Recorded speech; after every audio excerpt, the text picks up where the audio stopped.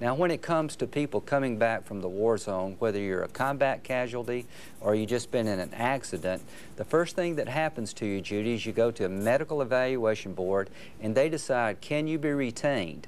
Are your injuries severe enough to question whether or not you can stay in service? If they are severe enough to question that, you go to another board. They determine whether or not you should be medically retired, what rate you get. Then, as Patty said, you go to the VA.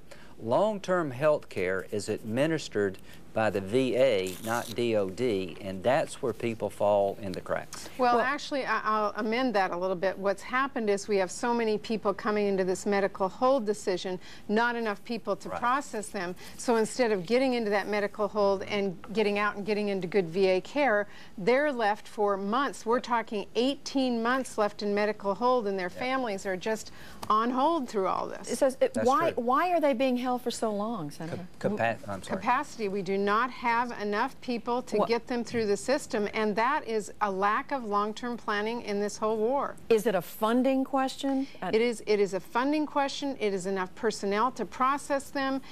It is a system that's ready to take care of them. And again, that's called planning. Here we are 4 years into the war, and we still haven't gotten from the military, from the White House, how much this is going to cost so that we can allocate the funds here based on the proper numbers to take care of these people. And I hold the people at the top of the military accountable for this. But Senator Graham, why isn't it, I mean, to someone looking at this, and granted the bureaucracy is much more complicated than any of us can appreciate, but the military, the Pentagon knows how many people they have in Iraq and Afghanistan. They know how many people are coming back with injuries. So where's the disconnect here?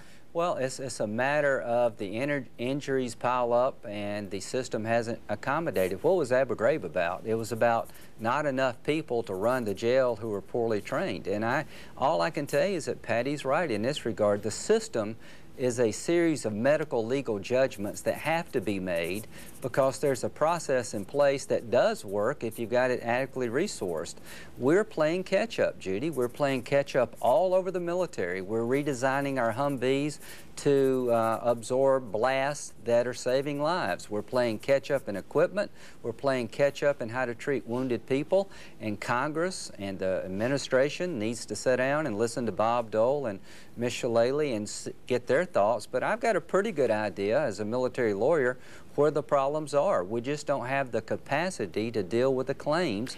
Judy, I would say there is no excuse for this. This is an obligation we have. It's an obligation and a cost of war that we are responsible for. And I'm embarrassed for all these men and women who served us so honorably, come home injured. Their families are struggling, and we can't figure out how to build the capacity in. We don't have an administration that's telling us we need them. We don't have a Pentagon that's telling us. Where are the people on the ground with some kind of compassion in this? And I think that, you know, here in the Senate, we're not going to sit by idly and wait for more commissions. We are going to get to work and try to deal with this. But that takes honesty from this administration. Traumatic brain injury, they still will not give us the numbers of soldiers who've been impacted so that we can adequately fund what we need to for the care for these families. And that's a tragedy. One specific point, Senator Graham, this disability rating that a service member has to have before he or she moves to veteran status. Explain the importance of that and why it is taking so long to get that in some of these cases. Well, in some of the cases, the injuries, we don't know how much they will resolve themselves. So you give a temporary rating, and every service member, almost to a person, wants to come back on active duty. So one of the hardest news that you ever have to deliver as a lawyer to somebody in the military is that the board found you medically disqualified. Most people want to try to stay in, so they appeal their decision. They actually fight to stay in. And sometimes the issue of whether you can stay or you have to leave medically takes a while to resolve itself because the injuries can over time get better. We don't want a system that looks at someone and says, you're out of the military, just blanket. The service members need to be rated fairly, and sometimes medically it takes a while. And the Congress, you know, the Congress has some role in this. We're not blameless. No, and there's two issues. It shouldn't take 18 months to have that happen. But secondly, we're hearing from a lot of men and women who are given an extremely low disability rating. That affects their entire future. So we are asking, is the military lowballing this because of the cost? Are they trying to lowball the cost on this? And if so, that is a travesty for these families. I want to ask you both about the Veterans Administration. I believe the Secretary of the Veterans Administration, Jim Nicholson, has been put in charge of part of the oversight, the investigation the President has commissioned.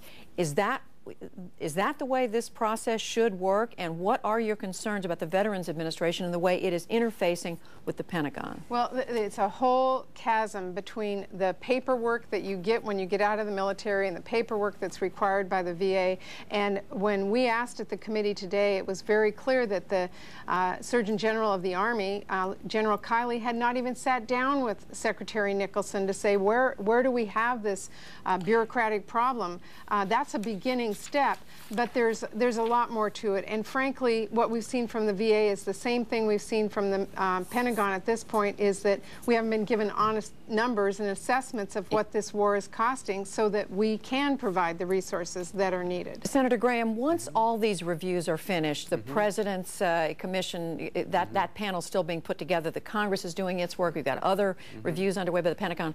How confident are you that when all that's done, that this complicated bureaucracy is going to have worked out these problems, that you're not going to be right back where you are right now? I'm confident that we'll make the system better as we're trying to make things better on the ground. Half of the complaints I've received in my office are from military members who want to change their evaluation so they can stay in. I don't know what's going on in Washington, but there are a lot of South Carolinians who've been injured who want to make sure they can stay in the Army, and they're asking me to intervene to downgrade. The other half are people who feel like they're not being handled quick enough. At the end of the day, build in additional capacity, understand these are medical, legal decisions that affect people for a lifetime, that in 18 months your injuries may change so that you can stay in or they may get worse, and we don't have enough capacity. We have not adjusted. The war has overwhelmed the system, and this is just another example of the system being overwhelmed, and Congress, working with the administration, needs to provide the funding and the resources to get this right. It's not about who loves the troops or who doesn't love the troops. It's about a system that's not working to the benefit of those who are serving. And I will sit here as a member of the Veterans Committee and Armed Services Committee and say that the Congress shares some of the blame, because the war is not unknown to us either. All right, we are going to have to leave it there. Senator Lindsey Graham, Senator Patty Murray. Thank you. Thank you both.